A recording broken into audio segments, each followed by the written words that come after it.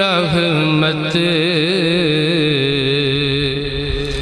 اٹھی ہوئی ہے، وہ سب کی بگڑی بنا رہے ہیں، نگاہ رحمت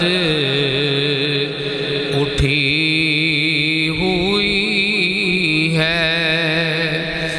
وہ سب کی بگڑی بنا رہے ہیں، کریم کا در کھلا ہوا ہے، بھرے خزانے لٹا رہے کریم کا در کھلا ہوا ہے، نہ ان سا کوئی کریم دیکھا، نہ ایسا در یتیم کہ زمانہ ٹھکرا رہا ہے جس کو، اسے وہ سینے لگا رہے ہیں، زمانہ ٹھکرا رہا ہے جس کو، اسے وہ سینے لگا رہے ہیں، کریم کا در کھلا ہوا ہے،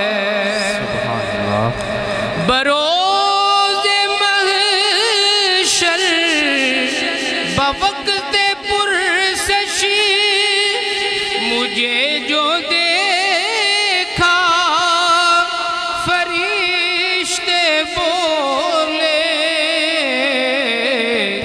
کہ ادھر کھڑے کر رہے ہو تم کیا، تمہیں تو آقا بلا رہے ہیں، ادھر کھڑے کر رہے ہو تم کیا، تمہیں تو آقا بلا رہے ہیں، کریم کا در کھلا ہوا ہے، برے خزانے لٹا رہے ہیں، نگاہ رحمت اٹھی ہوئی ہے،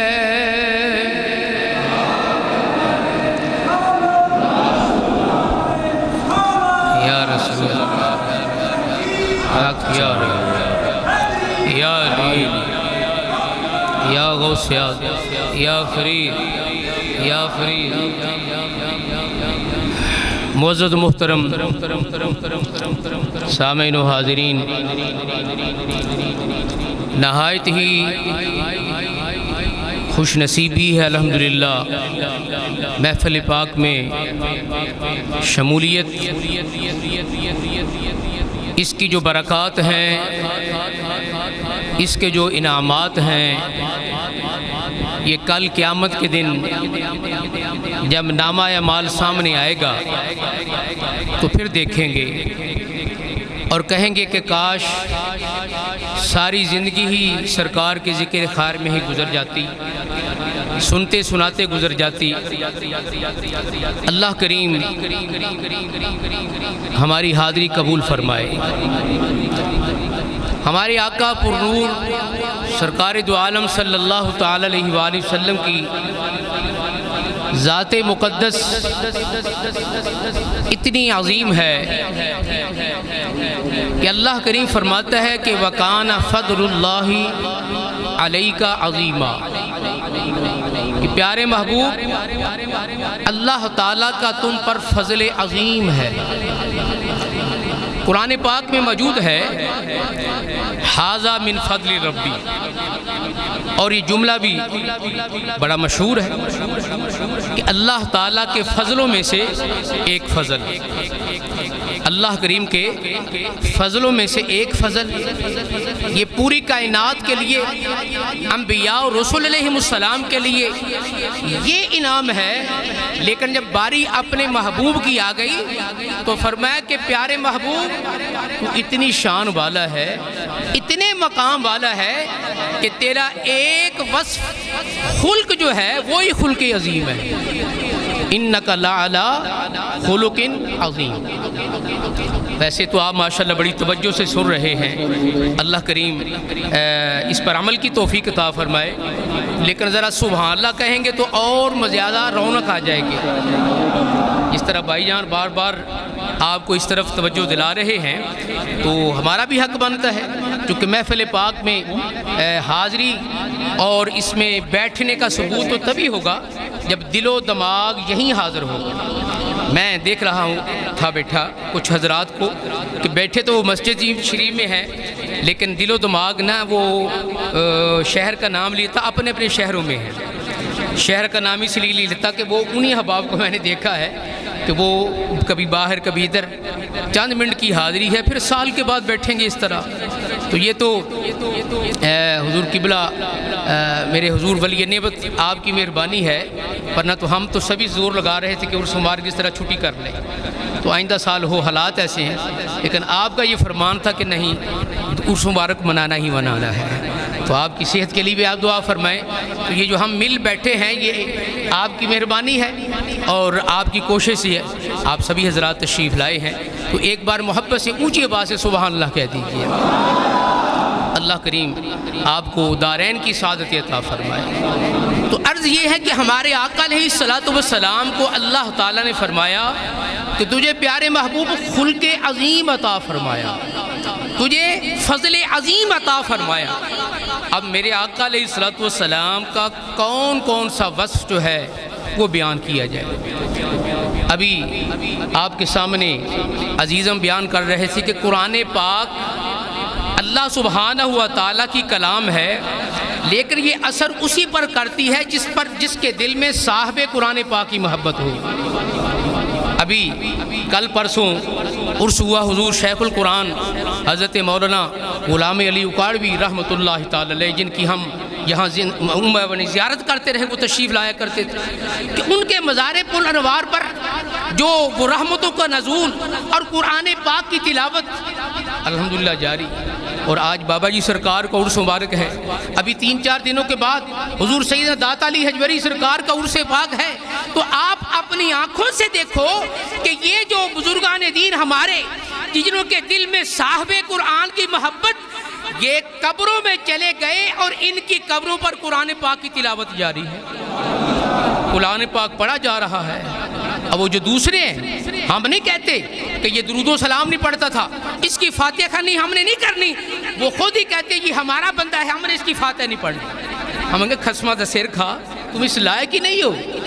رات کو بھائی جان بیان کر رہے تھے کہ حضور سیدی اعلیٰ حضرت رضی اللہ تعالیٰ عنہ آپ چونکہ کشتہ سرکار عشق سرکار دو عالم ہے، تو ایسی بات کی ہے، کہہ رہے تھے کہ قبر میں وہ تڑپتے ہوں گے، تو میں کہہ رہا تھا اگر قبر میں وہ ہوں گے تو تڑپیں گے، وہ تو ظالم جہنم میں پہنچ گئے ہیں، ان کی قبروں کو اللہ کریم نے جہنم بنا دیا ہے۔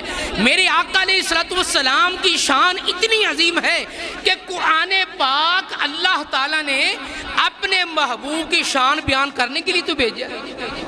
اب غور فرمائے کہ جو بندہ قرآن پاک کی آیت پڑھ کے کہے کہ نبی کو غیب کا علم نہیں، وہ تو ہماری مثل بشر ہے، تو بتاؤ اس ظالم نے کیا قرآن پاک کی خدمت کی۔ بہرحال میرے آقا علیہ الصلوۃ والسلام کے اوصاف سبحان اللہ بے شمار ہیں۔ ایک واقعہ بچپن سے ہی بابا جی سے سنتے آئے ہیں، وہ میں جلدی جلدی بیان کرتا ہوں اور آگے جو پروگرام ہے۔ حضرت عبداللہ ابن عمر کہو رضی اللہ تعالیٰ عنہما، فاروق اعظم سرکار کے شہزادے حضرت عبداللہ رضی اللہ تعالیٰ عنہ حدیث پاک راوی ہیں، فرماتے ہیں کہ پیارے آقا علیہ السلام تشریف فرما ہے تو ایک بدو آیا اور آ کر اس نے پوچھا کہ یہ کون ہے، یہ کیوں بیٹھے ہیں؟ تو بتایا گیا کہ یہاں اللہ کریم کے نبی تشریف فرما ہے، رسول اللہ صلی اللہ علیہ وآلہ وسلم تشریف فرما ہے، تو یہ ان کے غلام ان کے دائیں بائیں بیٹھے ہوئے۔ اب جو اس نے الفاظ کہے وہ میں دہراتا نہیں، اس نے سرکار کی شان میں بہت بڑی بے ادبی کی، بہت بڑی گستاخی کی۔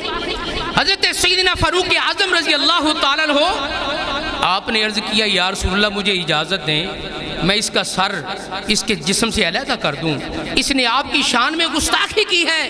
تو میرے آقا علیہ السلام نے فرمایا کہ عمر حلیمی یہ بہت بڑا مقام ہے، بردباری یہ بہت بڑا مقام ہے، اور خدا کی قسم میرے آقا علیہ السلام کا جو علم ہے قربان جائے اس کے ایک جھلک آپ کے سامنے پیش کروں۔ میرے آقا علیہ السلام نے ایک کافر کو دعوت اسلام دی اور اس نے آگے سے معاذ اللہ تھوک دیا، تھوکا میری سرکار کے جسم اطہر پر پڑا۔ اب کیا تھا، صحابہ کرام بھی ظاہر موجود تھے، میرے آقا علیہ السلام نے جب اس کا یہ عمل دیکھا تو فرمایا کہ اب تیرا غصہ ٹھنڈا ہو گیا ہوگا، ابھی کلمہ شریف پڑھ لے۔ کبھی سوچیں ہمیں یہ علم ہے، ہمیں یہ حوصلہ ہے، ہم یہ کیسے برداشت کر سکتے ہیں؟ میرے آقا علیہ السلام کی تعلیم کے قربان جائے کہ اس کا اتنا بڑا جرم، لیکن فرمایا کہ اب تیرا غصہ ٹھنڈا ہو گیا ہوگا، ابھی کلمہ شریف پڑھ۔ بدو وہ سرکار کے سامنے آیا اور آ کر اس نے کیا کہا، کہنے لگا کہ واللات والعزیٰ انی لا آمنت او یؤمن ھذا الزب، کہنے لگا کہ مجھے لات و عزیٰ کی قسم ہے کہ میں کلمہ نہیں پڑھوں گا جب تک یہ جو میرے پاس سوس مار یعنی گو یہ نہ کلمہ پڑھ لے، میں نہیں پڑھوں گا۔ اب اللہ کریم کی حکمت دیکھو کہ آقا علیہ السلام تشریف فرما ہے اور وہ بدو جو ہے وہ ایک جنگل کا ایک کیڑا پکڑا جس کو گو کہتے ہیں، اس کو اس نے شکار کیا اور شکار کر کے لایا کہ گھر میں جا کر اس کے بھونے گا، کھائے گا۔ یہ دوسرے محکمے کی یہ غذا ہے گو۔ بہرحال اس نے جب سرکار کی بارگاہ میں یہ کہا اور یہ کہہ کے اس نے نا سرکار کے سامنے اس کو پھینک دیا، گوہ کو اس نے پھینک دیا۔ یہ چھپکلی تو آپ دیکھتے ہو، یہ چھپکلی کی ویسے تو الحمدللہ اکثر دوست جو ہے وہ دیہات کے علاقے کے جانتے ہیں گو یہ جانور جو ہے کس طرح کا ہے۔ تو جب سرکار کے سامنے اس نے پھینکا اور شرط یہ رکھ دی کہ جب یہ آپ پر ایمان نہیں لائے کہ میں نہیں مسلمان ہوں۔ اب میری سرکار فرماتے کہ تجھ جیسا ایک بدو نہ بھی کلمہ پڑھے گا تو میری امت میں کون سی کمی آ جائے گی، اور شرط یہ رکھ رہا ہے کہ ایک جانور جس کو بولنے کا، جس کو جناب محترم کوئی عقل و شعور نہیں ہے، وہ کیا کہے گا، وہ کیسے کلمہ پڑھے گا؟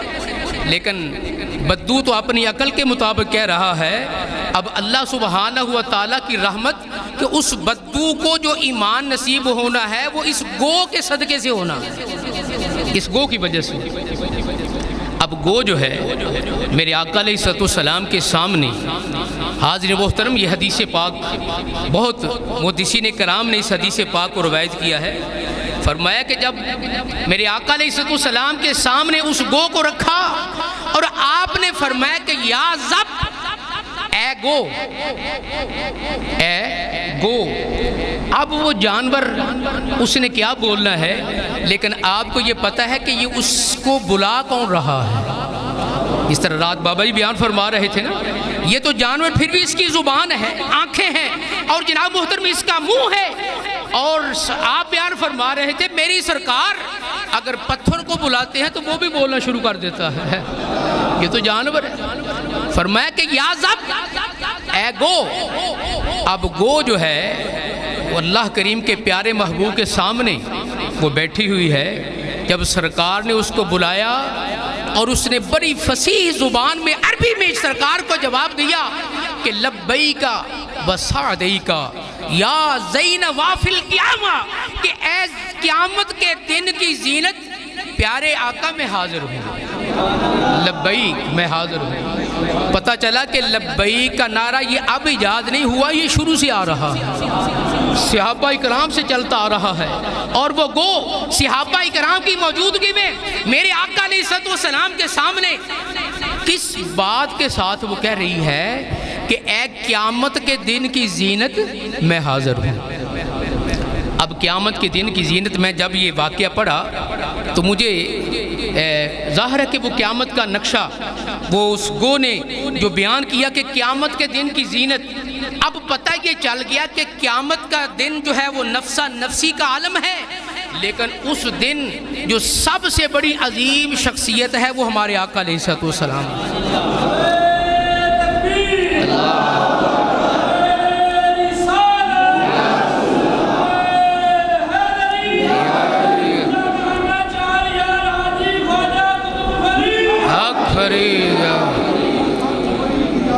میں جب یہ پڑھا نا تو مجھے ہمارے اس محفل پاک کی بہت ہی ایک نعت خواں عظیم صوفی محمد ریاض قادری صاحب اللہ کریم ان کو جنت میں اعلیٰ مقام عطا فرمائے. ہماری محفل پاک کی بھی زیب و زینت ہوا کرتے تھے صوفی محمد سلیم صابری صاحب. جملہ نعت کا اللہ کریم سب کو اپنے جوار رحمت میں جگہ عطا فرمائے. وہ خالد صاحب کی نعت شریف پڑھا کرتے تھے چونکہ ان کے وہ شاعر تھے. اور قیامت کا نقشہ وہ صوفی صاحب کی نعت شریف ہم بچپن میں سنتے تھے. جب یہ حدیث پاک پڑھی تو ان کی وہ نعت شریف کا جملہ یاد آیا. آپ پڑھا کرتے تھے کہ ہر نظر کانپ اٹھے گی محشر کے دن، خوف سے ہر کلیجہ دہل جائے گا، اوڑھ کر کالی کملی وہ آ جائیں گے، اوڑھ کر کالی کملی وہ آ جائیں گے، حشر کا سارا نقشہ بدل جائے گا، حشر کا سارا نقشہ بدل جائے گا. ابھی آپ نے وہ تھوڑی سی حدیث پاک عزیز نے بیان کی کہ قیامت کے دن کسی کو جرت نہیں ہوگی بولنے